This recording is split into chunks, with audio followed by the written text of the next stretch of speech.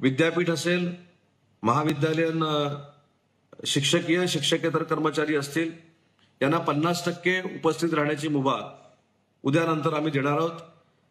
परंतु 50% उपस्थिती राहत असताना 50% लोकांनी वर्क फ्रॉम होम हे केलं पाहिजे आणि चक्राकार पद्धतीनं म्हणजे रोटेशन पद्धतीनं या सगळ्यांचा जो काही म्हणजे ड्युटी आहे ही लावून देण्याची जबाबदारी विद्यापीठाची आणि महाविद्यालयाची आहे।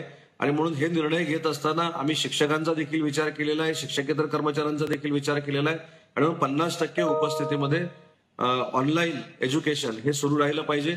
विद्यापीठांच्या काही कामांच्या निमित्तानं शिक्षकेतर कर्मचारी देखील आवश्यक असतात, ते देखील 50% उपस्थित राहावे असा आम्ही निर्णय घेतलेला आहे। परंतु हे 50% कर्मचारी किंवा शिक्षक असतील हे रोटेशन पद्धतीनं असावेत, जेणेकरून कोणालाही कोरोनाचा प्रादुर्भाव होणार नाही अशा पद्धतीनं कार्यवाही करावी विद्यापीठाने, अशा पद्धतीचा देखील निर्णय आम्ही घेतलेला आहे। हा सगळा जो निर्णय आम्ही घेतलेला आहे तो 15 फेब्रुवारीपर्यंतचा घेतलेला आहे।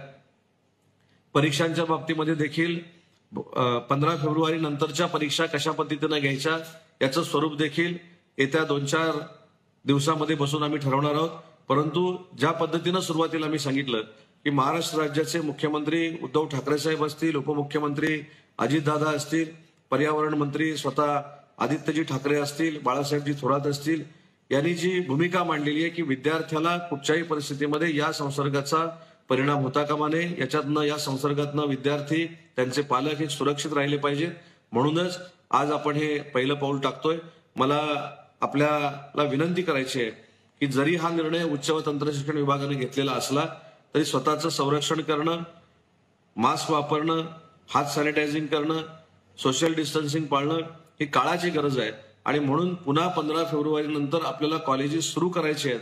अशा पद्धतीनं विद्यार्थ्यांनी, पालकांनी, आमच्या शिक्षकांनी आणि शिक्षकेतर कर्मचाऱ्यांनी नियमाचं पालन करावं, एवढीच या फेसबुक लाईव्हच्या माध्यमातून मी आपल्याला विनंती करतो। आणि पुन्हा एकदा या सगळ्याची कारवाई ही उद्यापासून GR निघाल्यानंतर सुरू होईल।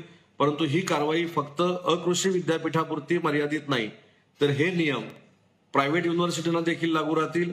हे नियम आमच्याशी अफिलिएटेड असलेल्या कॉलेजला देखील